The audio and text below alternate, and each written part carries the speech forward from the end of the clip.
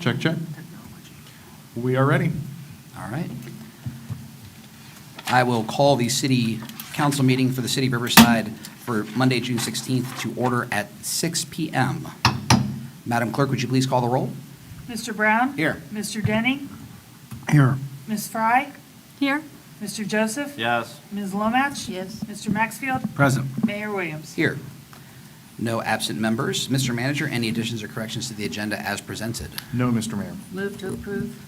Second. We have a motion from Ms. Lomach and a second from Mr. Brown to approve the agenda as presented. All those in favor signify by saying aye. Aye. Any opposed, say nay. Agenda is approved. If you're able, please join us to rise and pledge allegiance. I pledge allegiance To the flag of the United States of America and to the republic for which it stands, one nation, under God, indivisible, with liberty and justice for all.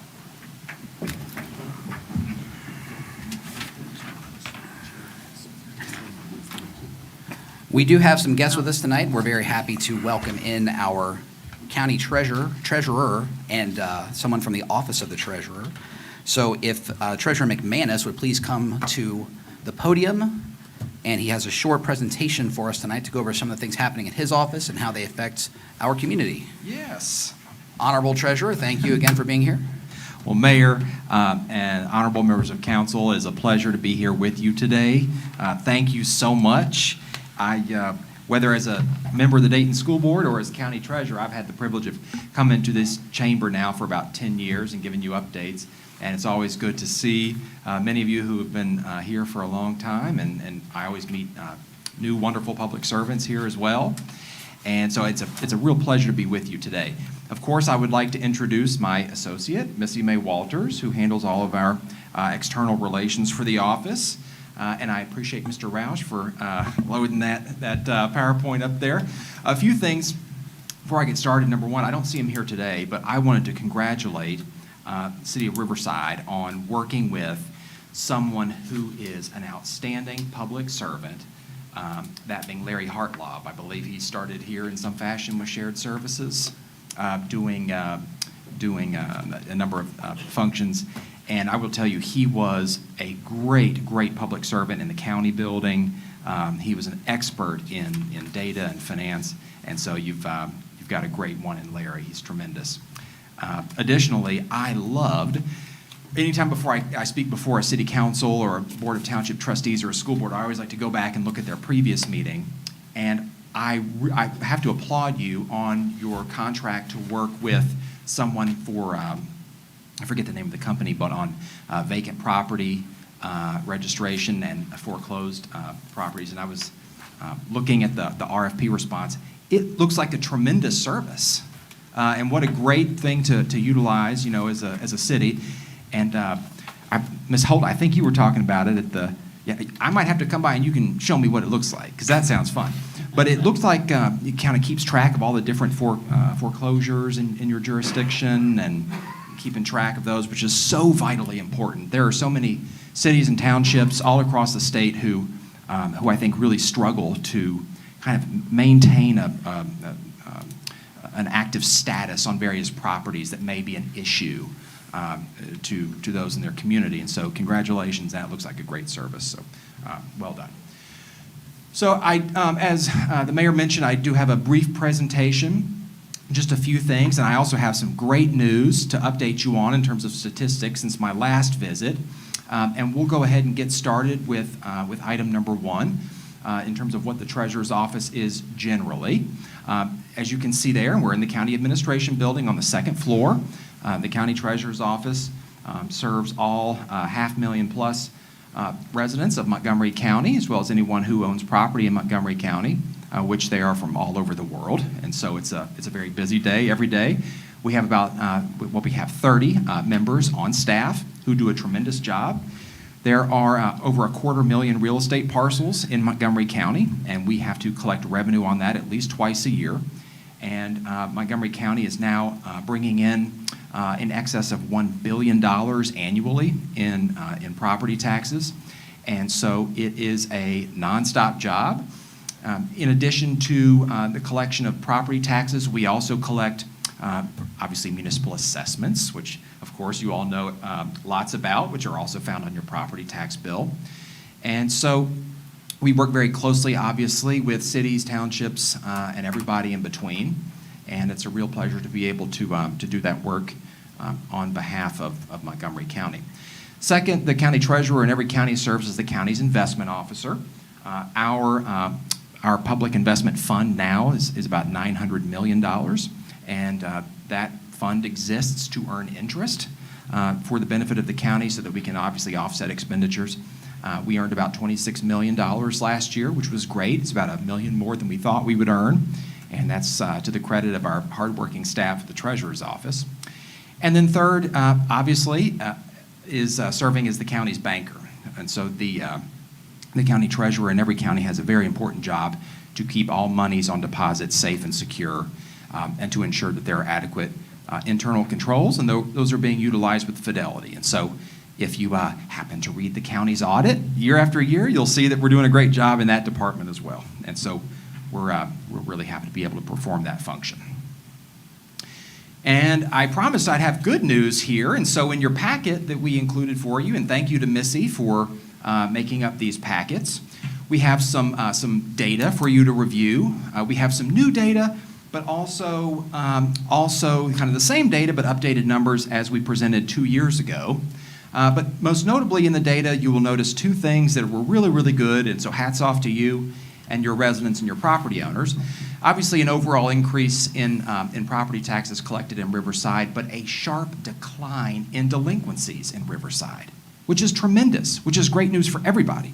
Great news for the property owner, it's great news for the city, and it's great news to all of those who are the intended recipients of property tax revenue. Of course, 60% of every property tax dollar goes to the local schools. So if you would take a look, you'll see in your packet a sheet that looks like this. You will recognize something like that from 2 years ago, but you'll see there at the top, of course, as you know, in Ohio, we bill 1 year in arrears, and so you can see there the $22.6 million amount billed. That's up about $3 million from the last time I was here. And then, of course, we provide you with some parcel data there in terms of taxable parcels in Riverside and total parcels.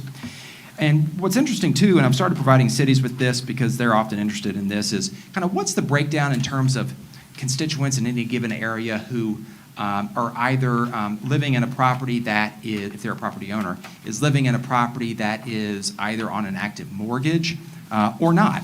And so that you can see there in the total number of parcels, you have about 3,555 out of your total that are currently in a mortgage and paying their property tax through escrow. As well, and you look right under that, so in addition to that 3,555, you can see that over 1,000 of the 9,000-ish are enrolled in prepayment forms of one or another with our office. And to remind you what that is, and there's some information in your packet, over 1,000 households in Riverside are enrolled in prepayment either through semi-auto, monthly auto, or PREP. What does that mean? The prepayment coupon is obviously where our office is mailing your residents monthly coupons where they can pay their property taxes. They have elected to break up their property tax obligation into smaller monthly payments, which is wonderful. And then monthly and semi-automatic withdrawal is merely an EFT, where they have elected to have that money taken out of their account automatically. So I thought that was a pretty interesting breakdown, and that correlates to the countywide average. We generally see in Montgomery County, it's about evenly split in terms of properties that are paid with properties that are on a mortgage escrow and enrolled in our program, with a slight higher percentage with those that are paid off. Of course, then we include below the parcels by type. I think cities and elected officials always find that interesting. And then one thing I would like to bring your attention to the great news that I alluded to earlier, is the real erosion of delinquency in Riverside since the last time I was here, which is just great for everybody. So you can see there the total number of parcels that are in delinquency. That is down considerably. Last time I was here 2 years ago, that number was 580, and it now sits at 281. Tremendous, tremendous. That is a huge amount taken off the delinquency rolls in Riverside, and that's a real testament to your property owners. One thing that's really interesting, and those of you who may have been in bill collection or something in the past or maybe currently, you will know the power, if you will, of compounding interest. Here's what's interesting. Despite the huge erosion in the number of delinquent parcels compared to last time, there hasn't been that much of a difference in the total delinquency amount. And why is that? It's because the state requires treasurers to put on penalties and interest multiple times a year on delinquencies. And it's been even more impactful this year and last year because the amount in interest that we have to affix to delinquencies is in line with the national interest rate. And of course, national interest rates have been very high. And so these are things that treasurers don't have any control over, but we are required to do that by law. So even though the delinquency parcel count has gone from 580 all the way down to 281, whereas the amount of delinquencies was 1.8 million several years ago, it's now only 1.5 million. So you can see there the power of that compounding interest. Another great sign, 2 years ago, whereas the delinquency plans, and I'll talk about that in a minute, is such a powerful tool for property owners who want to protect their property. Of the total delinquent amount that used to exist in Riverside, only 6% were enrolled in active delinquency plans, which is, again, I'll talk about in a moment. That number now sits at 21%, a huge increase. And so that again really speaks to your residents and their property owners that they're doing a tremendous job.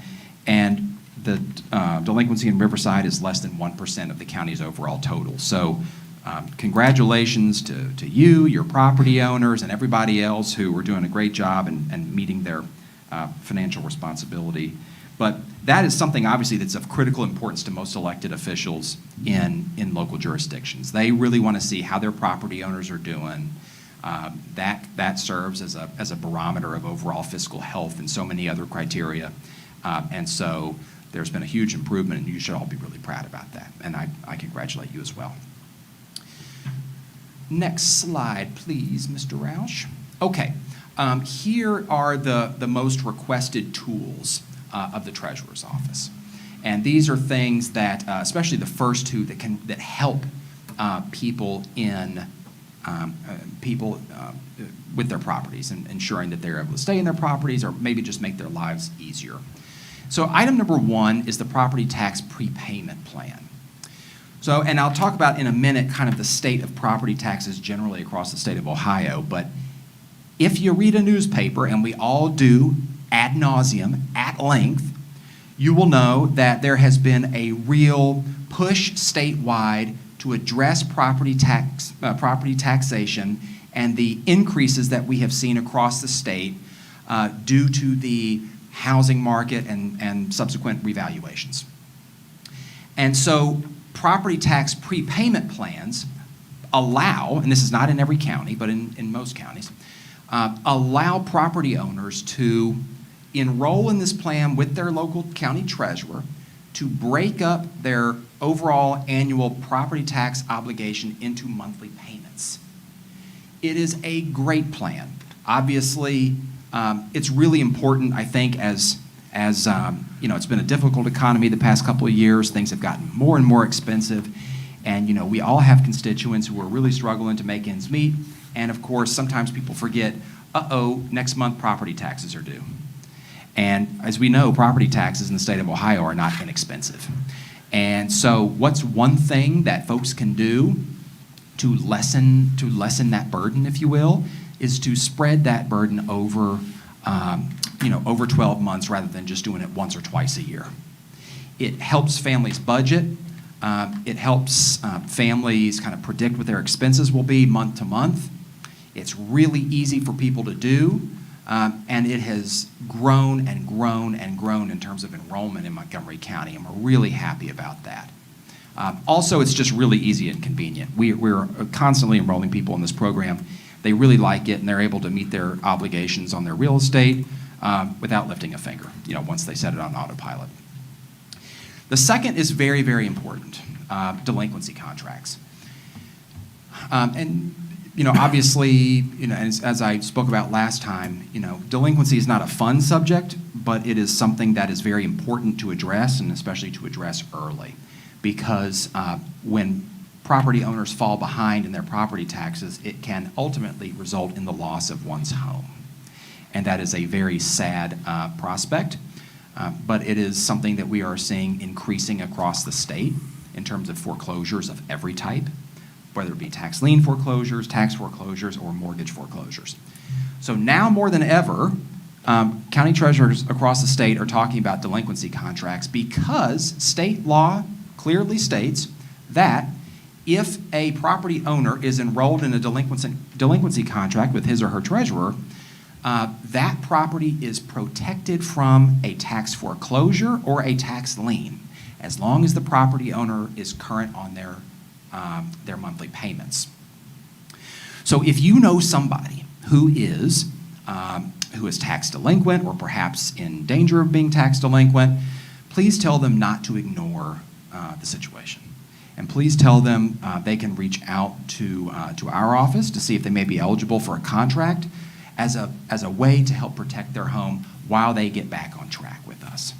And one thing that I always offer to elected officials too is, please don't feel like you need to explain all of this to a constituent who may reach out to you. I welcome the opportunity to assist you personally, where you can reach out to me or to Missy, and we can help walk your constituent through tools that may be a benefit to them. Third is the depositor foreclosure. And again, you won't see this in most counties. This is really pretty much limited to Ohio's larger counties. But in Montgomery County, we have the depositor foreclosure feature, and that is essentially a citizen-initiated foreclosure. So you may have a resident who calls you and says, this property has been tax delinquent for a long time, and it's a real problem, and they're running drugs or whatever out of that property. And by the way, it's tax delinquent, and what are you going to do about it? Well, you can always refer it to me as well, but one thing that your constituent can do without even requesting the treasurer of the city to step in is to initiate a depositor foreclosure himself or herself. And what does that mean? What does that look like?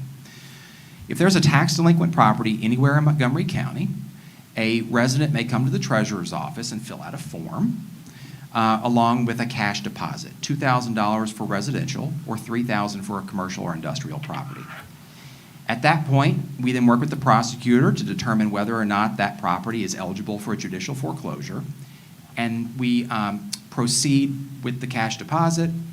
We proceed to file that as any other treasurer's tax foreclosure.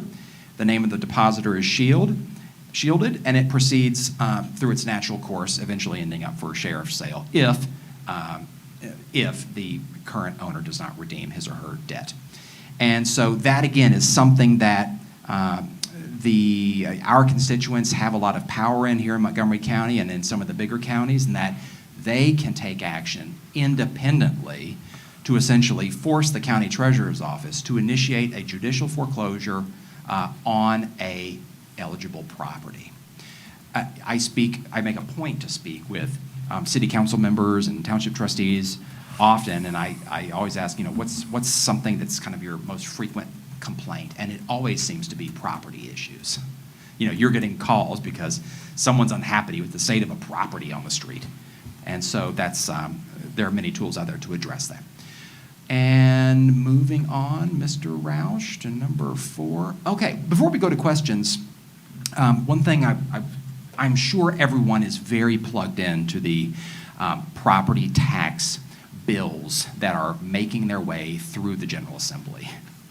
And if you're not, please do, because there are many. Last year, as I've told Missy before, and we've passed on, the House Speaker and the Senate President did not like each other, and so no legislation seemed to be moving. Whereas, as our lobbyist eloquently stated earlier this year, everybody's getting along, and so everything's moving. And so there are so many bills winding their way through the General Assembly as we speak that affect property taxation. This is not meant to be a legislative update because that could take an hour, but just a couple of things that are really sitting out there that are of drastic importance. Number one, I think, is the proposal to eliminate inside millage in the state of Ohio. That's a big deal. And I'm sure everybody knows what inside millage is compared to outside millage, whereas inside millage is that guaranteed up to 10 mills of guaranteed revenue for local entities that is, of course, able to fluctuate following county revaluations. If that goes away, it's going to have a huge impact on local governments. And so the county auditor recently compiled some information in terms of how it would impact every jurisdiction in Montgomery County. So countywide, if inside millage were to go away, countywide, that would mean $128.8 million in Montgomery County goes away. That's a big deal. For Montgomery County government alone, that would be $23 million. City of Riverside, $548,000. Mad River Local Schools, $2.2 million. Now, the General Assembly has said, hey, even if inside millage goes away, you have other options you may be able to take advantage of, like an income tax or a sales tax hike. But one of the other provisions floating through the General Assembly is that there would be a new threshold raised from 50% plus one to pass a levy to 60%. So even if you wanted to make up those inside mills and put something before the voters, that threshold, there's a high likelihood that it's going to be much, much higher. So I think there's just so much. The budget commissions, it would require the budget commissions, of which I'm a member, to be much more aggressive. Taking out, basically forcing school districts to either spend down or return property taxes if they have too healthy of a rainy day fund. It would take out, by the way, and this is not me putting a value judgment on anything, because there are some proposals out there that I think are worthy, and there are some that I think everyone just needs to be aware of and think about. But so please make sure that you're staying in touch with your association and really take a look at these things. But I'm happy to, at this point, answer any questions. And again, I am so grateful for the opportunity, and thank you, Mayor and Council, for the opportunity to be here. Like I said, I've been coming to this chamber now for 10 years, and it's a pleasure every time. Riverside's a wonderful community. You're doing a great job out here, and it is an honor to serve you and to serve your residents and property owners. Any questions I may be able to answer for council? I have one, John. The stat that you pointed out concerning the drop in delinquencies, but maybe not the amount owed going down as much. Mm-hmm. I would assume that many communities have kind of a handful of properties that if we maybe cleared out the 250 or so that are not as delinquent, but we have a number left that are very delinquent, it sounds like, and Yes. are continuing to rack up penalties, fines, compounding. Have any other communities in the county been successful at attacking that last group? Great question. And like here in Montgomery County, and you may remember last time, we have seen, based on a number of factors that we have implemented, the Treasurer's Office, we have seen a much higher rate of addressing delinquencies than in years past, which has been great. Which has been great for people who pay their taxes, and it's been great for local entities relying on these dollars. One thing that we have found, especially, Mayor, to your question, when you really get through a lot of the delinquencies that are more easily addressed, or at least more moderately easy to address, you get to the really, really difficult ones. And those can be difficult for a number of reasons. I'll give you a couple of the most prevalent examples. The property is long abandoned. And so if you put it up for foreclosure, if the property's in such a state, it may not sell. And let's just say you do it anyway and it doesn't sell, that property then forfeits to the state of Ohio. yet the property remains, and so do the delinquencies. And so it merely exists in perpetuity until somebody steps in and says, I'll take over that parcel and demolish it. And of course, nobody has a lot of extra money to do something like that. We see properties that have been stuck in probate for a very, very long time, or properties where there was no probate case, no transfer on death, and so it's kind of taken over this situation as a zombie property where nobody can do anything about it. There are some criteria that fall into the lap of a county treasurer, county prosecutor that hit a property, which means you have to stop doing everything. Any enforcement actions, bankruptcy, probate, there are a number of factors. But yes, there are some properties that are just very, very sticky and do not want to come out of delinquency. There are some things that can be done, just really being proactive.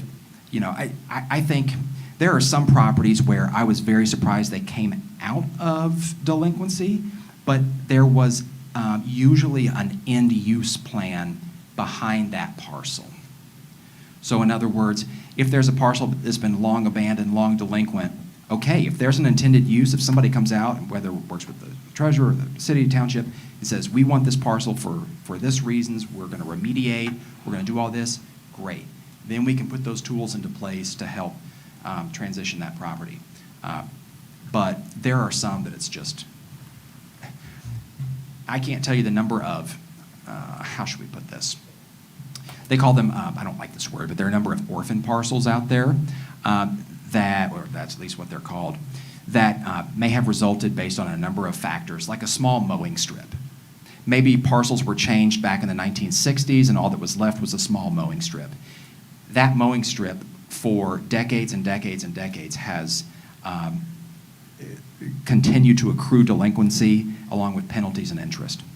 Or take, for instance, let's say there is mass development coming to a particular area of the county. A developer finds a huge parcel and says, I can make money on this parcel, I'm going to buy it, and then I want to subdivide it to put a lot of houses on. It's perfectly legal right now in the state of Ohio. Let's say there's $250,000 in delinquency on a giant parcel. You can then subdivide that parcel out 20 ways and then make a teeny tiny little shoebox-sized parcel in the corner of the existing major parcel and put all of the delinquencies on that little shoebox-sized parcel. Yeah. And so for decades, that little shoebox-sized parcel will continue to accrue delinquencies and penalties and interest. So there are so many reasons under the sun as to why a parcel may have existed for so long and continue to accrue delinquency, and some are more frustrating than others. So But- to the mayor's original question, has any community been able to actually address this issue? Nothing really comes to mind specifically as I stand here. No, I will check with the delinquency team and let you know if something really kind of jumps off the table. For instance, and Missy, you may remember, I think. She's smiling over there. Oh, yeah, there you go. How about your delinquency in the last 4 years? I think we got about $130 million. Oh, I think it's closer to 140. About $140 million in the last 4 years? Oh, yes. Yes. Oh, yeah, I will say that. Harrison, well, yeah, that's a good point. Harrison Township, I think, is really, really focused on their delinquencies. They've done a great job. There's even an elected official out there who was making calls saying, hey, did you know you're delinquent on your property taxes? And I said, wow, that is fantastic. It's pretty bold. Yes, it is. Councilman Joseph, one just came to mind. The Trotwood CIC has done a really good job under Chad Downing. Local entities can develop a CIC that can then do things with properties that otherwise might be sitting there abandoned and can take them, hold them, and then position them for redevelopment. And so Trotwood, in consultation with their CIC, has done a great job. So those are two that come off to mind. Thank you. Thank you. Other questions for the treasurer? All right, well, thank you very much for taking the time to visit us. Thank you for this update. The stats are very telling for us, and it's good to get a snapshot of maybe the health of the property market in our city and Yes. things of that effect. It's been great progress. It's been you're sitting in a really good place right now, and all the indicators are up, and that's something that you all should be really proud of. And I congratulate you and your leadership and your property owners as well. So, great job. All right. Thank you, John. Thank you, Mayor, and thank you, Council. All right, thank you, Missy.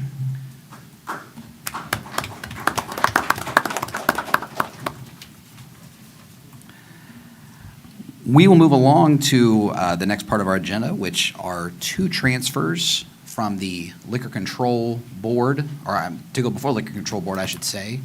Is that correct, Mr. Manager? Correct. This is for bleachers and the Riverside drive-through. There were no staff objections on the background check to either of these, so no action required on your part at this time.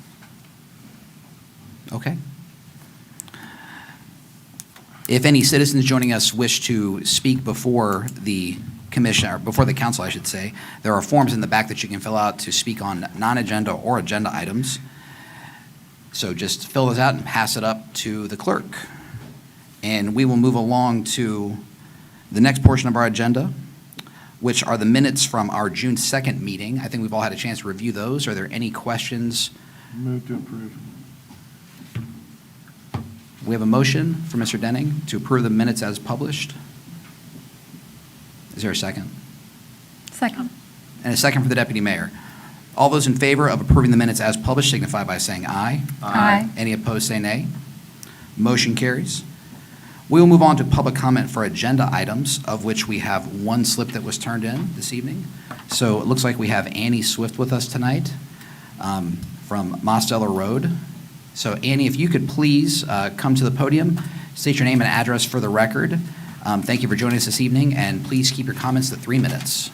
So I'm with Republic Services, and I had requested to be on your agenda. Regrettably, it doesn't appear that request came through. But I will be brief. So I have for you all something. You would pass that down, please. So on your agenda, Section 12B3. It's seeking a resolution for, B2, seeking a resolution for the professional services for recycling and waste to be awarded to Rumpke. Rumpke did participate or give a response for a consortium bid that the city of Riverside joined in. Republic Services also submitted a request or proposal for renewal. I sat down with your administration team 2 Mondays ago, and we compared the two, and it's not comparing apples to oranges. Right now, your contract with Republic Services is tailored to what you all were seeking as far as what type of service each person can get instead of just a straight flat rate. I would be happy to meet with any of you all to go over that and make that comparison. In the meantime, I've put in front of you a copy from 2022, a photograph where one of our drivers was awarded the key to the city for Riverside. And more recently, actually just a couple weeks ago, we received a statement from one of your residents who is our customers that says, and I quote, "She absolutely adores her driver, Dave. He is the best and deserves a raise." Now, that was passed on to our general manager, and that is in Dave's file, and we will be sure to keep that in mind. But what my ask is for the council is I'm asking you to exercise your option to reject the bid that you all have received from Rumpke and to not vote in favor of the item on your agenda seeking or allowing for such contract to be entered into, and for you all to accept the proposal of Republic Services for a 1-year renewal where we will assist you all in transitioning to meeting your recycling and solid waste goals. Your team and I met at length to discuss what those goals are. Our proposal is to do it in phases so that it reduces the shock value, the shock feature of so much change at one time. And I ask you, whenever you're making these decisions, to please bear in mind the service that you all have received, that one of our drivers has the key to your city, that your residents are bragging on our people. We're not perfect, but I challenge anybody in this room to say that anybody else in the industry would be. Okay. Well, thank you very much for your comments tonight, Ms. Swift, and we Thank certainly you. appreciate you taking the time. Thank you. And Dave's a great guy. No one will dispute that.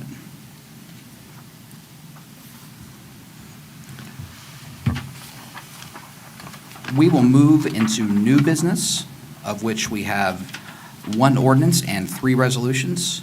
And the first ordinance is a supplemental appropriation, and I'll hand it over to the city manager.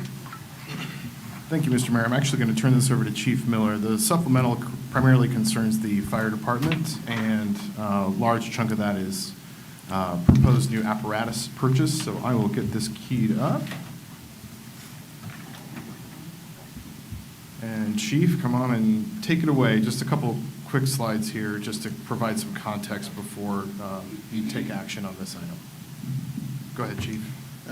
So the appropriation that we're requesting for the fire department is twofold. Part of it is for facility repairs that we initially had in our budget, but due to emergency repairs, we had to push off. So we're going to need about $60,000 to complete these facility repairs this year. In case you're unaware, we pay for the police department side of our building, out of our budget. It's a much cleaner option. We share water heaters, we share HVAC systems, so as opposed to just doing things differently, it's a lot cleaner for us if we just take care of all that. So part of it's a new apron at Station 6. That's the largest chunk. It's about $49,000. The problem we have there is it's damaging our apparatus. We're cutting tires, we're damaging suspension, we're twisting ankles, things like that. So it's 22, 23 years old, long past its useful life. So we're requesting that we're able to fully pull that out and replace that before we continue to do damage. For the engine, that's $1 million. In case you're unaware, the inflation on fire apparatus over the last 4 years has been 49%. So it's higher than anything out there. It's nauseating. I've been purchasing fire apparatus for the majority of my 32-year career. But this is a position that we're in for a couple reasons. One of them being is in 2015, we purchased both engines at the same time. So now they're both aging at the same time. With that, our spare apparatus that's on the road more often than not is a 2002. So we have a truck that's older than the people driving it and oftentimes than the people officering it as well. When it's in service for a lengthy amount of time, we're experiencing out of service with that unit as well. So we're having to go to the city of Dayton or the city of Huber Heights to borrow a truck to cover us, and we end up with 2 units out of service as opposed to the 1. So the trucks in 2015 were financed for 10 years. I'm not a huge proponent of financing a fleet for the fire department. We're very high hours and low mileage in the fire department. So you'll see in front of you, we make that last payment in July. So we have about $111,000 a year is what we pay for debt services for the 2 pumpers. Well, we make a payment in January, we make a payment in July. July will be the last one, so we'll own our entire fleet free and clear on the fire apparatus side. Next year, both the new medic units will fall off. And then the medic unit you approved, this board approved last year, we're paying cash for that. So can you go back one, boss? Sorry about that. So last year I rotated engine 5 and engine 6 because engine 5 on Harshman it's a lot busier than the one on Spinning. So currently we're at 30,000 miles on the one, more importantly the hours. So the conversion we use is hours times 35. And that'll give you the actual road mileage on a truck. So it's just common across the industry. Engine 6 has 55,000, 5,700, and then engine 7s are 2002, and that's the one. 90,000 miles, 7,600 hours on it. So, okay. Yeah. Sorry, I thought next was your debt slide, so. I'm going to let you talk about money. Fair enough. So this is uptime values. This is what we expect industry-wide for in-service uptime versus downtime. Uptime, the truck is in service; downtime, the unit's out. So you can see these values here. 0 to 2 years, it's out of service about a week. We PM our trucks, preventative maintenance, so that's oil change, check the brakes, all those things. We do that about 3 times a year based on our engine hours. Our medics, we do that about 6 times a year. So that's the miles and hours we put on our front 2-out medic units. So downtime there for a new truck, it's usually 6 days out of service for preventative maintenance, and then we have a day for pump testing. So that's where that number comes from. And then it's just broke out, across. So with both of our trucks being 10 years old, we anticipate them being in service 90% of the time. So that'll be uptime of 329 days, downtime at 37. So just over a month they're out of service. All the way to the bottom, which is where engine 7 lies, the 23-year-old, our downtime's 73 days, so 2.5 months. NFPA 1901 requests anything out of 25 years be taken out of service. It's past its usable life. Here, wrong way. I apologize. Been a long day. You can't- This computer is not cooperating. So here's our actual values of last year for uptime versus downtime. We should be at 329 days. Engine 5 was at 308. It was out of service 57 days. Part of that number is we had trouble sourcing a turbo. These trucks are 10 years old now. We're having trouble sourcing parts at the 10-year mark, let alone the one that's 23 years old. Engine 6, the one on Spinning Road, it was out of service 44 days last year. Again, it's not as busy of a truck, so it doesn't get the wear and tear of the other one. And Engine 7, even though it's our spare, it's in service when one of the other two are out. It's also in service when we upstaff for special events like we did for NATO, like we did for the Eclipse. That was out of service for 63 days last year. And here's our actual values this year. You can see we're kind of trending the same way. We've had today's the 166th day of the year. We've been in service 139 days, down 27 days already with Engine 5. That's because we had to rebuild the top of the motor. So, and again, we had issues sourcing parts. 143 days uptime for Engine 6. It's been out of service already 23 days this year. And then Engine 7, it's been out of service 16 days this year. So a couple things here. Lead times on fire apparatus are 2 to 3 years. So what we're asking is an encumbrance of funds to get us in line. And that's, our truck's going to be 25 years old at this point. EPA has some motor changes coming out, so if we don't have a signed contract, we have to go to the first generation motor. I did that in 2000 and I did it in 2010, and it didn't work out either time. So we would prefer to get something on paper that has a proven motor in the fire service and the trucking, as opposed to have a first generation with all these EPA changes that they keep pushing on us. The inflation rate, again, we're 49%, which is ridiculous, but, it's out of our control. And then parts availability for our older apparatus. So our downtime is increased because we're having trouble sourcing parts. That's all I have to say. So I think as basically a way of summarizing, the highlights are, as Chief mentioned, really the importance, one of the big importances here, excuse me, is just trying to get in line. So the intention of this supplemental is to take the million-ish dollars that we expect to have to spend to buy a new engine and encumber those funds. That does not mean that should council approve this, we're going to cut a check the next day and that $1 million is gone. But we have to have it encumbered in order to put an order in to get in line for a new engine, which we expect will take 2 years. We'd also procure this on the state contract, is that correct? Yeah, it's going to be on state procurement. So we're already trying to procure as efficiently and inexpensively as possible. But again, at this point, we're seeing it with fire engines and with medics as well.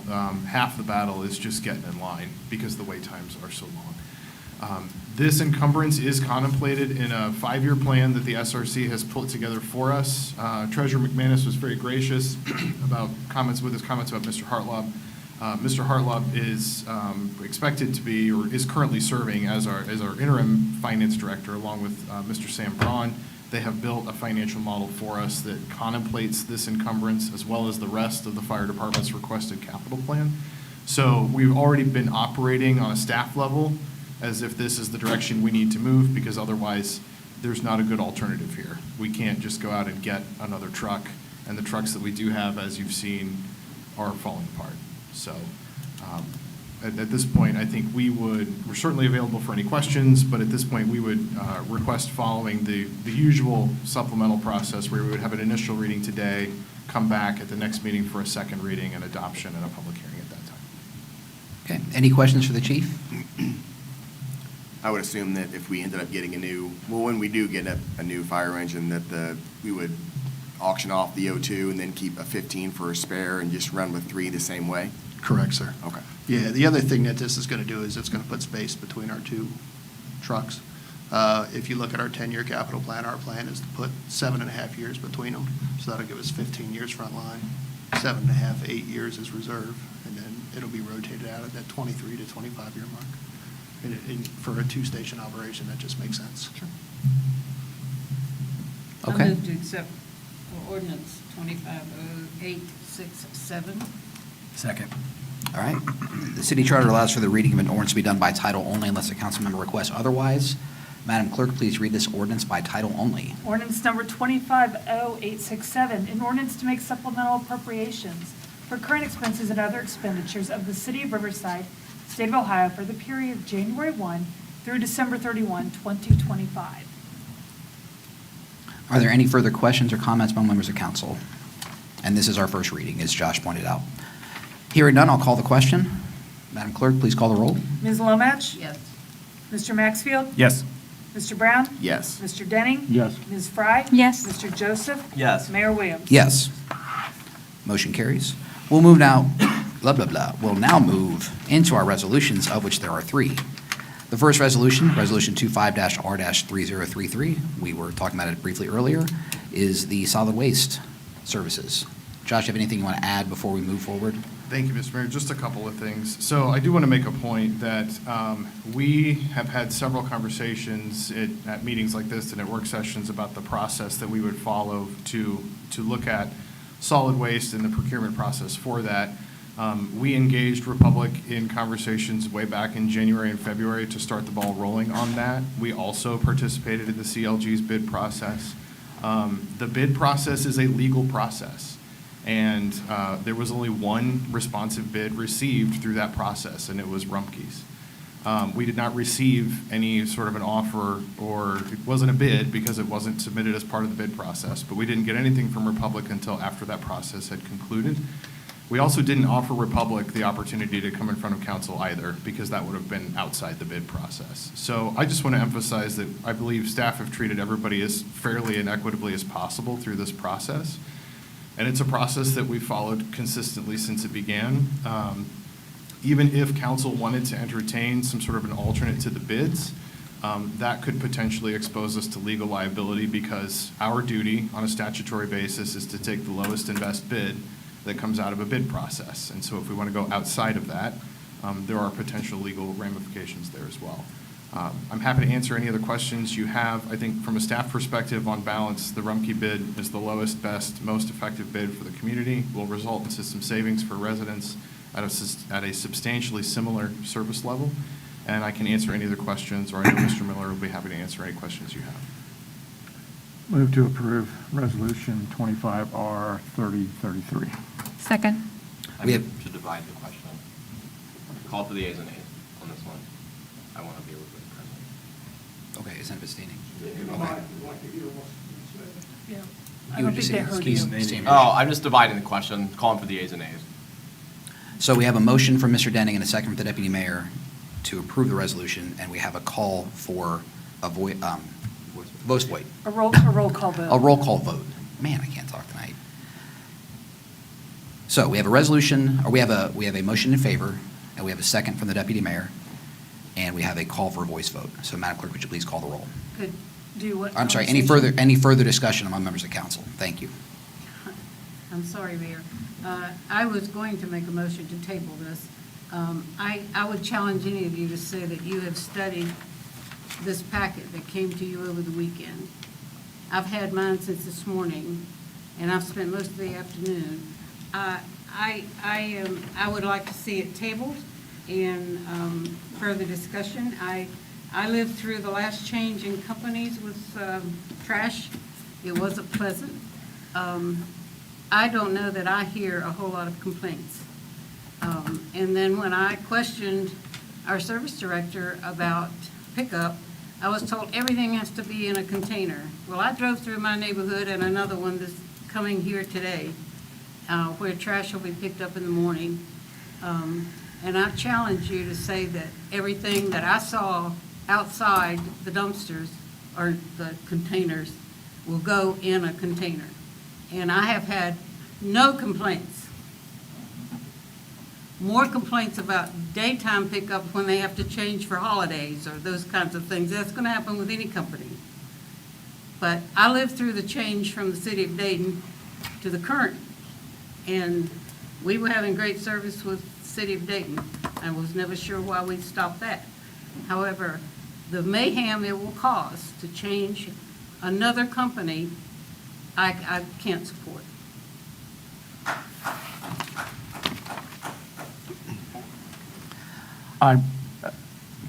Can I speak? Yeah, we're in discussion. I sort of agree with you, Mrs. Lomatch, except that, and if we were talking about, $5 or $10 for the year, I might agree with that. But we're talking, $80 a year savings for our residents, and one of their biggest complaints is about price, and the whole purpose of us doing basically aggregate trash pickup is to get the best price we can, and I don't see any reason to put the city in a libelous situation for, especially when it's going to cost our residents almost $100 a year more. As we said, we received one approved bid from the process, and I do worry about the legal peril that we would walk right into if we didn't just follow the process that we laid out and gave everyone an opportunity to take part in or not take part in. So I'll ask the clerk, if we have a motion and a second and a call for a voice vote, and then during discussion, there's another motion.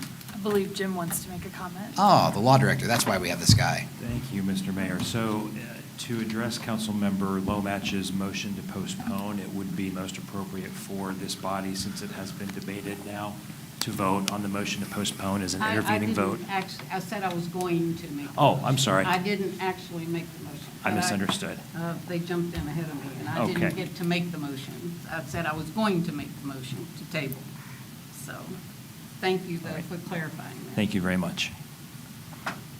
So if there's no other motion on the table at this point, there's been a motion by Councilmember Denning, which I believe was seconded by Deputy Mayor Fry, to approve Resolution Number 25R3033. So that is on the table at this point.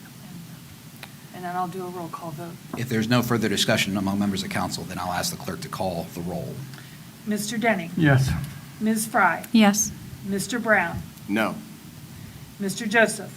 Abstain. Ms. Lomatch. No. Mr. Maxfield.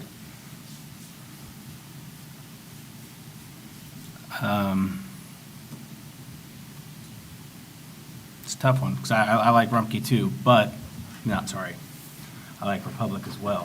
They've been a great service. But they had every opportunity to put in a bid just like everybody else, and they did not, and they chose not to do that. So with that being said, I'm going to vote yes. Mayor Williams. Yes. That is a pass. We have two resolutions remaining. The first one is a resolution authorizing the city manager to enter into a service agreement with the SRC. Is there anything you want to add about that, Mr. Manager? No, this was discussed with council prior. Suffice to say that this would carry us through December 31st of 2026 for the provision of finance director services. Mr. Hartlob, who's been mentioned several times this meeting, will be our primary finance director through that contract. So moved. Second. We have a motion from Mr. Joseph and a second from the deputy mayor. All those in favor of Resolution 25-R-3034 signify by saying aye. Aye. Any opposed, say nay. Motion carries. And then finally, Mr. Manager, we have a resolution for our fee schedule. Yes, this resolution adopts a revised fee schedule which contains all the changes we discussed at prior work sessions. Move to approve. We have a motion from Mr. Denning and a second from Mr. Joseph. All those in favor of Resolution 25-R-3035 signify by saying aye. Aye. Any opposed, say nay. We'll now move on to public comment for non-agenda items, of which we have a citizen who has requested to speak, Mr. John Ziegler.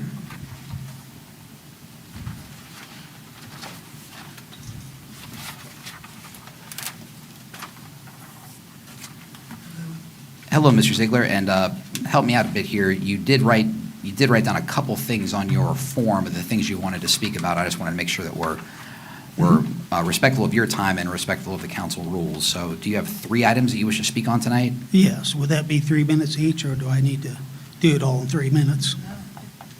That's fine, 3 minutes is fine. It'll be all in 3 All right. minutes, Mr. Mayor. 3 minutes it is. Well, Mr. Ziegler, if you could please state your name and address for the record. We thank you for being here tonight to speak, and I promise I won't start the clock till after you're done introducing yourself. Thank you. Thank you, everybody, for letting me allow to speak. Thank you, Mayor. My name is John Ziegler. My address is 4238 Blue Rock Road, Riverside, Ohio. Thank you, Mr. Ziegler. Tonight, I wanted to talk to you guys about the charter amendments that we spoke about before at previous meetings. I didn't know if you guys have been talking about it, because I don't get newsletters or anything, so I don't really know. So I hope I'm not wasting my time talking about something you've already figured out. So I was hoping for you guys to be able to let the citizens vote on some charter changes still for more representation. I mean, it could be like councilman at large with assignments of each precinct or something, anything. I don't know. I mean, I haven't been able to talk to anybody to try to figure out another way to do this. But I think it should be up to the citizens to, be allowed to vote on some charter changes on representation, and also for maybe full-time mayor, maybe, some of the other things, let them vote. Am I correct in saying this? At this point, we've had our charter voting per our 5 years. So this is a done deal until the next 5 years, when we go for a charter review again. Council has the prerogative to vote to include additional charter amendments in any election. But we had 5 on the last. That is We had correct. 5 We had on the 5 last- last November. Yes. The charter review process, to your Yes. point, Councilmember, has transpired. It's been fulfilled. And at this time, we haven't not had any other appetite for charter amendments. The 7 of us haven't brought anything forward. Also, to Mr. Ziegler's point, you said about council having any discussions. It is against Ohio law for us to discuss. If there's more than 4 of us in a room, we're not allowed to discuss city business without it being a public meeting. So you've been privy to every conversation that we've had, and it's on YouTube as well, if you want to go back or read the council minutes. I also want to reiterate that one of the things that you brought up in the charter review was the representation by wards. That was discussed by council, and it was voted down.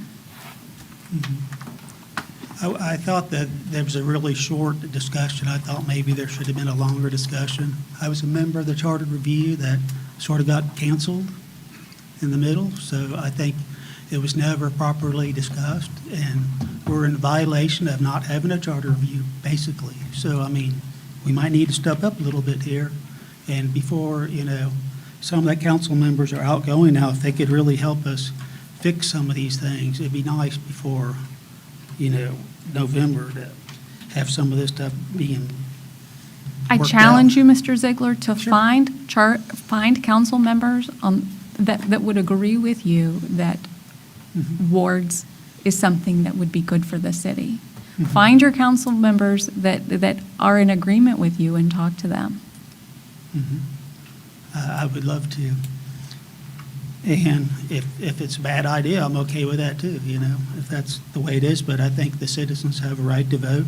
We have citizens here today that didn't like the change of trash companies. So, I mean, that might happen, and they didn't have to, no one from council had to go talk to that precinct at all. So, I mean, there's, right there. I Well, mean, there's that's votes that we take that not all 7 of us like. Mr. Ziegler, we were elected to represent all of this community. And therefore, did we do totally the best disagree. we can to The mayor represent was the representing- community as a whole. The mayor represents all those. You should. No, we all, because we're all Because they're all elected the at mayors. large, we all represent this Okay. community. I understand. The whole community. The That's, whole community, Yeah, not just so a the- ward how the or a charter piece, states. or the piece we live in. We represent the 25,000 people that live in this community. Well, I think there's room for improvement on that. I still have time to talk about my other items here, please. yeah, Oh, okay. yeah. All right. So I'm a citizen of Riverside, and my sons and my wife are citizens here too. And we've been watching the situation with the sidewalks. The first item that happened was with the new gas station that opened on Linden Avenue. And I watched many of the meetings from Planning Commission. There was supposed to be a sidewalk there, and the business kept wanting not to put a sidewalk there, and they were fighting. And I thought, okay, we're going to get our sidewalk. Well, now we got the pickleball place coming in, there's no sidewalk, and somehow there's no sidewalk there. And with the new Gateway project on Woodman Drive in Harshman, there is no sidewalk on the second bridge to get to where the new sidewalk's starting. So I don't know if there's going to be a pedestrian bridge put there. I don't, somehow, and if maybe someone could have come and talked to me at the beginning of this project, some representation for the south side 35, that would have been nice. I don't know what's going on there, but I see no sidewalk You see no sidewalk on the bridge? on the second bridge. I believe that's owned by Dayton. On 30, the Woodman? Over the railroad tracks? Yes, over the railroad tracks. No sidewalks I on believe either that's Dayton's side. bridge. So, We yeah. own the Springfield Street Bridge, which. Well, but the new bridge at Woodman and 35, so it's being referenced. Oh, I'm sorry, I'm up here. You're talking about down there. There is a sidewalk on the west side of that bridge. But then you have to go down the ramp to get onto the bike path that goes behind Kmart. And so it could have been easy to have a sidewalk there. I don't know how it was overlooked. So, it was. I could care less about lights. It'd be nice to have a sidewalk. Thank you. Thank you, Mr. Ziegler.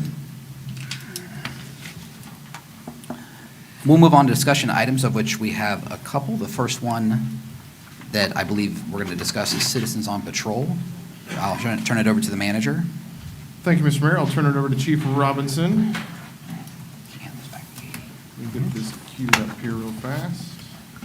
So we did get a question from Councilmember Brown asking about Citizens on Patrol programs. And in the interest of keeping everybody informed, I asked Chief to take a look, do a little bit of research with some of our neighboring communities, and then pull together a presentation here that just kind of goes over some of those in detail. So, Chief, just give me a pointer and I'll advance you through the slides. Go ahead, sir. Oh, and I got it. Man, here we go. Behind the airplane today. There we go. So I just want to do a little brief history of what, because we actually had a COPP many years ago here in Riverside. I'm thinking by talking to my folks that are at the PD, it's probably been like 15, 18 years ago that they had that program. So you can see it's been quite some time. There was about 6 or 8 people that were involved in it. There was, at that time, there was very little training for those folks. They did have to ride along, which is something that is mandatory for them. But at the time, we had 36 sworn police officers in the city, and so we had a lot more people to be able to supervise them, take them out, and do things with them. And so they had a little bit of carte blanche of what they did. They kind of set their own schedules as to where they did stuff. They did have to come to special events. But the The problem was, once they got down to it, was about, I don't know, 2 people left in the whole program. We had issues with them chasing folks to the Valley Platte in their particular vehicle. So they can't do those kind of type of activities. Is not allowed. They're not police officers, and they can't do that. So those folks asked to be removed from had to be removed from the program. So then programs kind of went away. So I did go to, well, I talked to Huber Heights. I didn't get to talk with them in person. Obviously, their standards, you can see, I can read that to you if you want me to, but you can see that they obviously have, they have volunteer program and members are non-sworn. Like I said, they have no compensation. They function and tasks that they perform that are just strictly what they're taught in some kind of an academy that would be like a Citizens Police Academy type setting. They do have a vehicle. This is one thing I'll get to later, to talk about a vehicle and then what they actually did and what they do in Huber Heights. They still do that. The program's kind of small now at this point. I don't think they have as many vehicles, which makes it also tougher for them to bring folks in. But you can see they did the same stuff that every department does. They, patrol services, they would go out to if they had an accident or something like that, and officers are out there for a long time, they would go out there and turn the lights on. Obviously, the vehicle they're driving looks nothing like the police cars that we drive, the cruisers that we have now, because we don't want anybody to think that they're police officers. It's striped completely different. Their uniforms are different. But they would go out there and have amber lights as opposed to blue and red and blues, and they would be out there just to block traffic, and they would stay there when let the officer be able to go and do some other calls. So is it a good thing? Yes, but that's many functions. As you can see, they did a lot of stuff with special events and things like that. So if you would, go ahead. Beaver Creek, same thing. Beaver Creek's been doing this kind of thing since 1987. So they've had a long time. In fact, I think their mayor actually is one of the COPP. They have a lot more extensive training, so if we would do something like this would be the function that we want to do with this kind of training, which is like just to be in the program, you'd have to be 6 hours a week for 10 weeks. So it's quite a long time. I'll get more into that later as to where we would fall in that kind of issue with that many hours training and so forth. So, I mean, I would read that to you, but you guys can read. You don't need me to tell you exactly. They're doing the exact same things all the other places are doing. Dayton has one too, but they're pretty large, so we didn't really want to mess with them. They're kind of small, but these folks are kind of small like us. So, but they still have 45 plus police officers to be able to do these functions. Beaver Creek, of course, has the requirements that that most places have. However, if you get to the next slide, you'll see that the public entities pool, when I talked to those folks, they had the same mindset, but I think their age was like 18 as opposed to 21. The problem is you're not going to find anybody 18 to 21 to be in this program. It's just not going to happen. You're going to have retired folks. They're going to be out there, and that's who it's going to be. Because I was in Monroe for 21 years, as you guys know, and we had this program too. We ended up the exact same thing as they did in Riverside, which happens to a lot of police departments. We had 5 or 6 people that actually would come out and started doing stuff, and then it just piffles out. And then you got all this money tied up in all these different aspects of this program, and it just kind of goes away. You can see that there's liability factors that are involved in this. And if you want to go ahead and go to the next slide. Go ahead. Yeah. So what I want to do is, I said the liability factors. This is when I call on my main man for those liability factors. His name is Jim Miller. And so Jim has got me and we're tandem on this, and we're working together on this for the whole time. If you would, Jim, go ahead and. Thank you, Chief. So as Chief indicated, Chief and I collaborated, and I deferred to Chief regarding the operational personnel and training and some of the logistical requirements, just from a purely legal lens, just so that council can make an informed decision about this program. I think the program is a very well-intentioned way to engage citizens. I want council to be aware that there are legal ramifications for a program of this nature. Particularly, it doesn't squarely fit within our Ohio Revised Code statutory immunity that's provided by state law. That being said, there is risk involved if a volunteer in this program were to become injured while participating in the program, or alternatively to injure another or the property of another, whether intentional or reckless or negligent. Certainly, training would address that, but it's just a fuzzy area that doesn't squarely compute with our sovereign immunity. We also did some due diligence with our third-party administrator, and I'm not legally convinced, I'll put it that way, that a Ohio Industrial Commission hearing officer would extend BWC coverage to a volunteer in this type of program just because of the parameters of our coverage and BWC coverage in general. So not to throw a legal wet blanket, I think it's a wonderful type of initiative, but I want to make sure council's presented with the legal landscape as to what this type of a program entails. And with that, I'll turn it back to you, Chief, Well, to continue. Unless there's any Well, questions. I guess what my question is, and I understand this, is I know that it probably can't be as involved, but we have an excellent criminal justice program at Stebbins High School where these students are getting proper training within criminal justice. The career technical funds could actually offset a lot of these costs. Students need work-based learning hours as part of graduation requirements as well. I'm just wondering if there's a way for us to work with that program, not necessarily obviously as in-depth, but also to help out the students at Stebbins who need the work-based learning hours, maybe even work towards a credential or something like that that they could incorporate or get, as well as help us out with some traffic situations or very minimal, I guess, not as dangerous situations to help offset some of that. I think that could be a really good resource for us to work with the schools with this great, the teacher's excellent. Ray Colon is the teacher. It's an excellent program. I think they have around 25-ish students inside the program, and juniors and 25 seniors.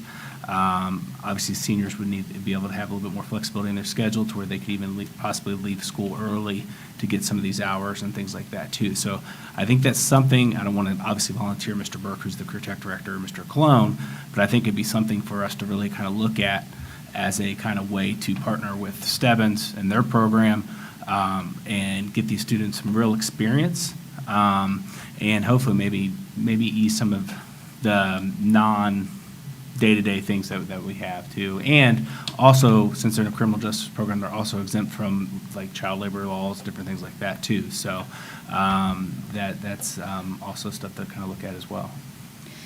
Andy, would an approach like that meet the goal that you had in mind? I hadn't thought about that, but that's actually a fantastic idea. I think that would Can I integrate well. make sure that's in the minutes? I have a good idea for once. That was Fantastic idea. fantastic, sir. Fantastic, sir. Fantastic, yeah. No, 100%, I agree. And, that was my thought when I came up with this. And, I knew we had it a long time ago, and I know, and me personally, I would be more than willing to be one of the first volunteers for this program if it were to come to fruition, because I love our police officers, and I think anything that we can do to take a little bit of load off of you guys to help any way that we can, I think is a good thing. I understand there's costs involved, and I get all that, but I feel that. Now, you did mention when we had it originally 15 to 18 years ago, we had, would you say, about double the amount of police officers that we have right now? No, we had about 6. About the same. We had 6 more. Oh, 6 more. Okay, I got you. So, Yeah, we currently are allotted 30. okay. We don't have 30 right even- now, but we're allotted Sure. 30. Well, even in saying that, I mean, there's less officers on the street, and there's citizens who are willing to help with smaller items, would put the 27 that we have in situations where they would be better used. I would caution that, whenever you're bringing like if we had an intern in the office, right? An intern requires a lot of supervision and training and whatnot. To talk about it in terms of cost savings, it's not necessarily for sure. You may get free labor, but you're investing a lot in that labor. I think we're going to get to the cost factors right there. You're going to see that you're talking about putting uniforms on folks. You're talking about sending them out for physicals and drug screens, and you're doing all those things because we're not going to let them just come in and not do those things into the PD. You're not going to vet them as much as we possibly can to make sure we got the right people. And even if we talked about, you're talking about equipment, even you're talking probably $1,400 per person just to get them situated to be able to function in that. And to be honest with you, you're talking, a whole nother vehicle. If you bought a new one, or if we took one off the road that was going out of service and we had to restripe it. But if we bought a new one, to be honest with you, I would not be happy about that at all because.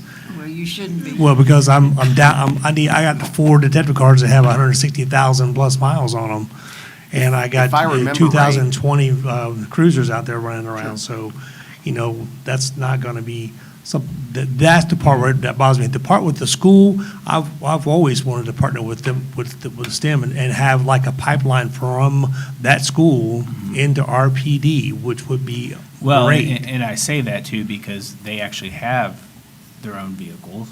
They have their own uniforms. They have their own equipment. A lot of the Career Tech funds can pay for some of the things that are required as well too. But I don't think they've reached, most of them probably won't be within the age requirement, though. Even if we said 18 was the lowest number, you might have an issue with that. But there might be 5 or 6. It might be. So, I mean, I'm just throwing it out there as a possibility, because I know they do some traffic stuff now within the school. Sure. They do some stuff there, and I know it's different. It's a lot different. I get it.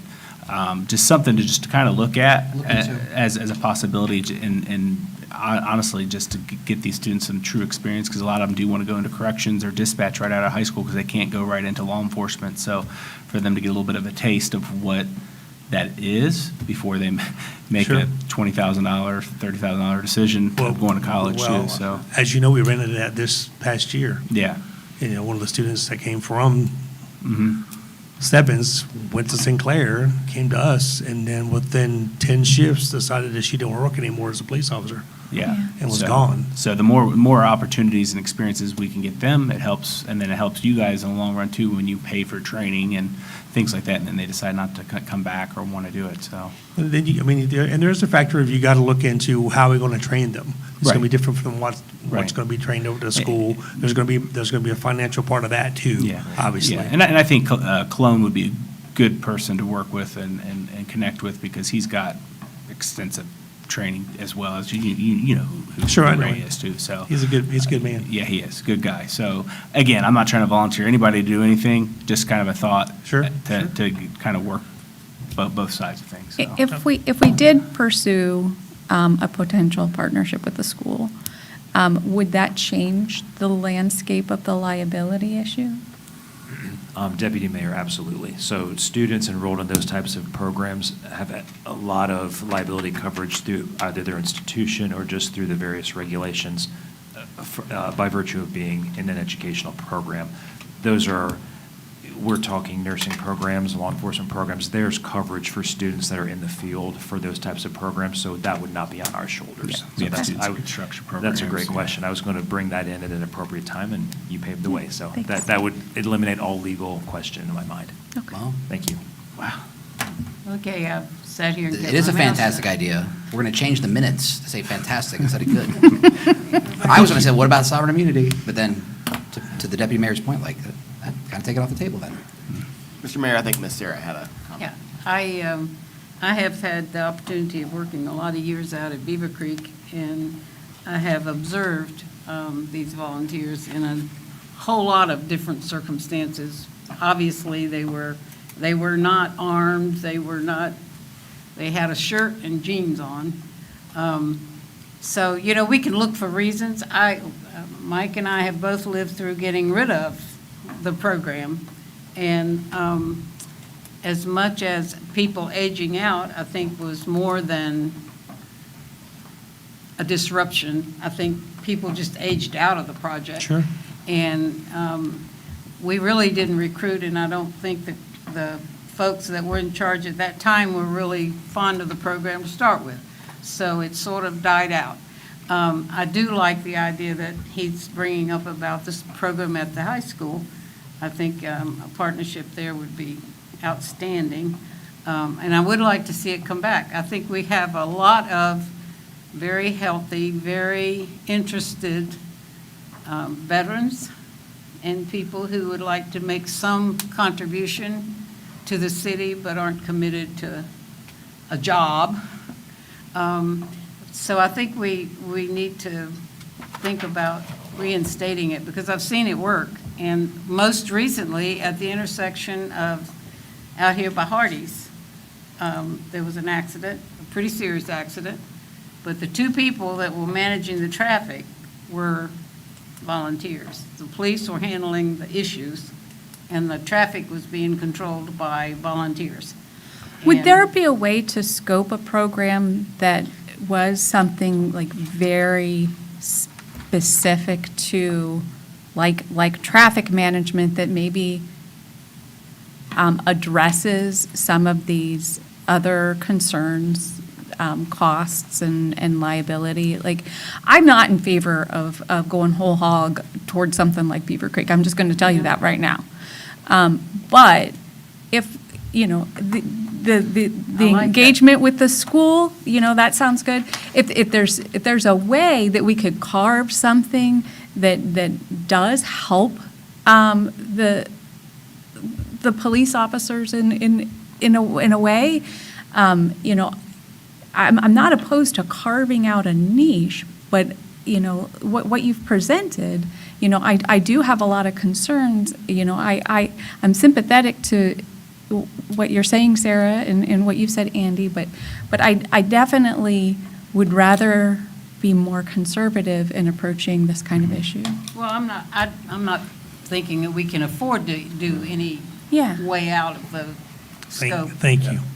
So, I want to be most cost-effective, please. Yeah, so- yeah. And I think you also need to know how many citizens are truly interested in volunteering. I think that's going to be a big factor. If we have 50 people that are interested in making this happen, then we need to figure out a way to make it happen. But We if can we've find only got 3, But even if we had 50, and it costs us quite a bit to make it happen, just to satisfy somebody's, you know, dreams of riding along Right. with the police, like, that's not what No, we're no, here I'm not for. saying- I That's think, not I what think I'm Zach saying. had Can a I break point this down he's here? trying to make. The school effort, that makes sense. In your normal day-to-day operations in the police department, you're gonna work on recruiting. That is a streamlined, more efficient, more cost-effective way to recruit Yeah. new candidates for the police department from a source, right here in the community, right? Something we're already doing, it's an improvement on current operations, no cost, no additional like headache. It actually will save time, hopefully, right? I don't want to be insulting to the police department to say that you need cars, we're gonna tie one up for this project. We're gonna tie up, somebody has to be in charge of the program. I sat here and researched while this was going on. What's the biggest liability risk if someone is not trained? Instructions aren't followed. The city can, there's a volunteer law that I was reading here briefly, and I'm not gonna insult Jim's education to say that I understood it right now, but the way that we keep ourselves out of liability is making sure that those processes are followed, that these people are being trained, that nothing is slipped through the cracks. So that sounds like to me is that we're gonna tie up a police resource to run this program. Chief, I think you're not flush with additional man hours that you could dedicate to a program. You're not flush with cash in your budget, as we can all see. So this program, at the base of it, yes, it works in Cincinnati, Cleveland, Columbus, Dayton, cities with money, cities with resources. Riverside does the best what we can with what little we have. This would be an egregious waste of city resources, as good of an idea as it is. The school recruitment, perfect idea. I think that's where this conversation should cease. Perfect. That was a perfect idea from John, from Jesse. Good to fantastic to perfect. I don't hear that very often. Jesse's had a good This is where the idea. chief says you're welcome. I make a Good job, motion Jesse. that we say that this was a Emphasize great that. idea. Mr. So- Brown said it was fantastic. So it sounds like Put that in we bold. we have a little bit of homework to do to look at what the schools are already doing in the career tech side, and to see where we could maybe best partner on some of those, especially on the recruitment side, and maybe see what information we can get out of that. I think that's a better idea, and like I said, we've already kind of talked about that prior to this.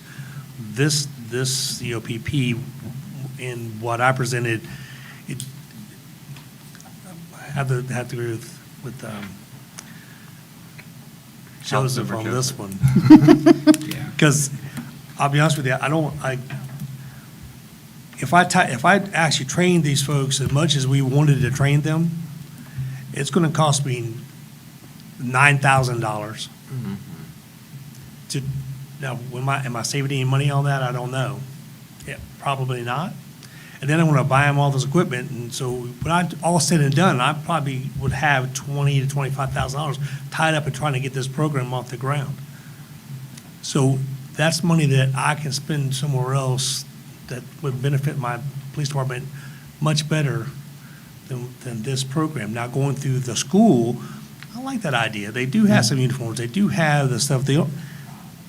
That to me is something we've already talked about, and I do believe that school should be a pipeline into RPD, because those folks are from our area. They should want to come here, and we Yeah. want them to come here. So, and as you know, it's difficult to recruit. So, It's the most expensive cost in an organization. If they've been working with the city for 2 years, they're already been through X number of like ramp-up things potentially. Sure. And you can have a gained officer quicker, and two, save money. So it's a cost savings idea. versus a extremely expensive ramp-up program. so I mean, I guess what I'm hearing, you're saying you want me to make contact with Mr. Cologne, and we'll see if we can't. It'll be Mr. Clone and Mr. Burke. Okay. Who's the director. And I think I you can can do that. start with Chad. Oh, we'll The keep him. We'll keep him. superintendent, I'm yeah. sure that We'll keep him in the you'll loop. you'll either get a smile or are you out of your mind? I got Chad on speed dial. We're good. We're solid. Yeah, Chad would be in favor. So, Mr. Wien. Thanks, Chief. good. Thank you, sir. Thank you, Chief. Thank you. Appreciate your time. All right, and now on to the always brief other items. I actually have only one thing that comes immediately to mind, which is that city offices are closed this Thursday in observance of Juneteenth, and I'll throw it actually over to Ms. Llewellyn and put her on the spot here briefly. Anything else communications-wise that you think we should mention on a hot mic tonight? Not for this week. Not for this week. So, Mr. Mayor, I've concluded the brief other items section. Pretty brief. Pretty brief. Could have been shorter. Thanks, Katie. We have a executive session on the agenda, so I just want to make sure folks know that we're going to go into exec at the end of council member comments in a moment here, and then reconvene at a later time, hopefully later tonight. Are there any council member comments that anyone would like to wish, or anyone wishes to talk about at this time? Ms. Lomatch. Yes, I would like to invite everyone. MVRPC is ready to introduce their new digs at number 6 North Main Street. It's across from Courthouse Square. Tomorrow is open house from 4:30 to 6:30, and it's on the 400 level are the new digs. And we welcome anyone who has time to stop in and see the new MVRPC facilities. And for anyone who's not aware, the chamber dinner tomorrow night has been canceled due to illness of one of the owners who will not be available to cook. So that is the reason that was canceled. All right, on to Mr. Brown. No further comments from me, thank you. I'm sorry. On to I've Mr. got one more thing. Are you going to say something about 937 this morning? 937. Go right ahead. Oh, just welcome the second ribbon cutting for Barbershop 937 in Airway Shopping Center this morning. It's a happening place, and I think he's a wonderful Stebbins grad who has come home with the support of his family. He's enlarged from a much smaller, I don't know, what was it, 4 chairs? To, I don't know, 10 chairs? 10 chairs. But it's a happening place. If you haven't been by to check out his new digs, please try to do that, because the young man is making a very positive statement in investing in his home. He's looking forward to physically moving to Riverside. He currently lives on the Outer Banks of Riverside, but he and his uncle have done a wonderful job, and we had a nice ribbon cutting this morning, thanks to everyone who came on behalf of the chamber. Thank you, I'm sorry, sir. Mr. Brown already gave up his time, I just donated it to Sarah. tax deductible. On to Mr. Joseph. Thank you to everyone who bought corn last weekend at St. Helens. We sold a lot of it. Mr. Maxfield? Again, what's second what Sarah said in regards to 9 through 7 bar shop, having known Dylan as a student, extremely proud of him. Sorry I wasn't able to make it to your ribbon cutting today, but very proud of you and what you're doing for the city. So continue the good work and good work you're doing in the community as well. Deputy Mayor Fry? My apologies to Mr. Denning. Mine's going to take a while.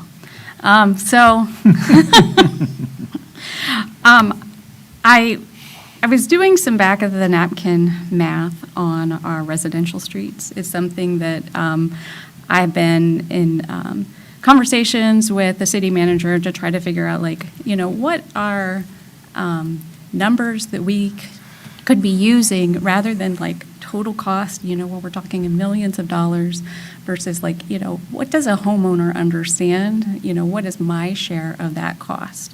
So I was trying to do that kind of back of the napkin math. I did not get any time with that to kind of verify my numbers, but using the internet as a resource, what I was looking at, kind of looking at the street in front of my house and the number of houses that are on my street, and just to kind of get an estimate. The estimate to just do a very modest repave on my street would run anywhere from $100,000 to $200,000 as just kind of like general, not a whole lot of rebuilding.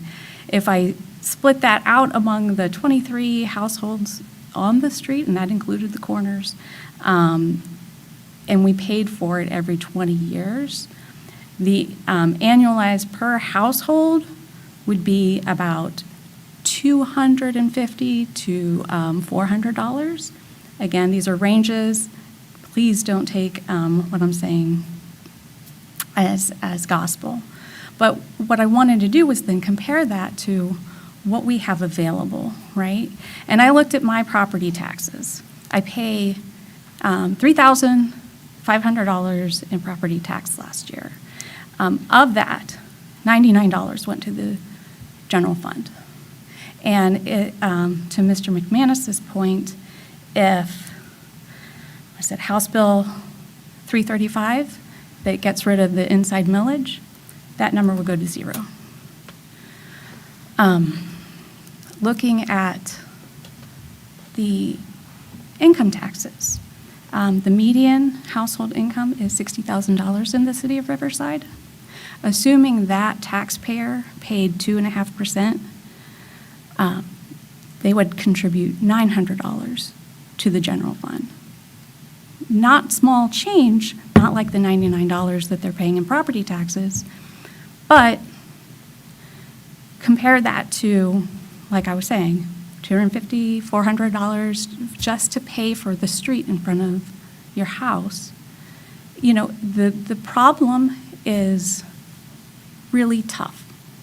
And my ask of this council is, one of the first things I faced in 2018 when I was first elected onto this council was to try to tackle this residential paving problem. And I felt very strongly that the people who benefit from residential streets are the property owners. It should be the property owners who pay for it, which is why we asked for a road levy. In this climate of, limited property taxes, it gets kind of sketchy if a person who lives here, the House Bill 335 passes, and they're working in City of Dayton, they're contributing $0 to the general fund. And so it's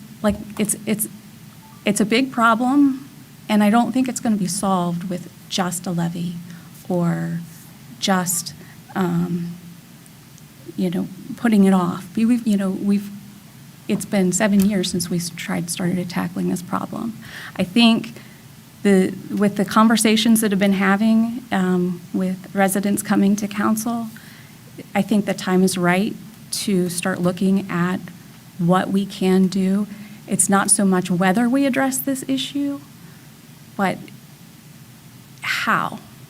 And I think it needs to, it will ultimately be a layered approach, but we have to involve the citizens in that discussion.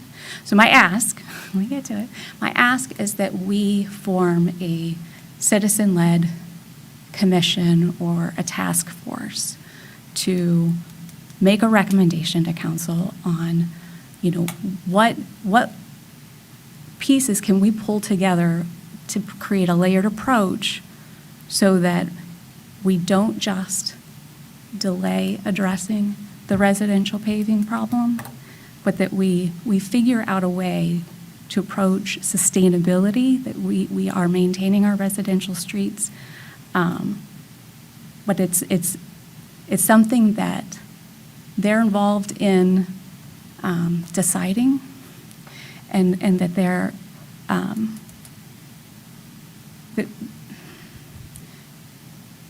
that they're informing the process. That's it. Thank you, Brenda. And Mr. Denning. I've got nothing. Okay, then we are in executive at 7. You gotta vote. We will Move vote to go into executive session after for the reason on the motions. agenda. I'll second it. Long weekend. We We got a motion for. have a motion from Mr. Denning and a second from Mr. Joseph to go into executive session for the reasons stated on the agenda. Madam Clerk, would you please call the roll? Mr. Denning. Yes. Mr. Joseph. Yes. Mr. Brown. Yes. Ms. Fry. Yes. Ms. Lomach. Yes. Mr. Maxfield. Yes. Mayor Williams. Yes, we are in executive at 7:36 PM. Thank you.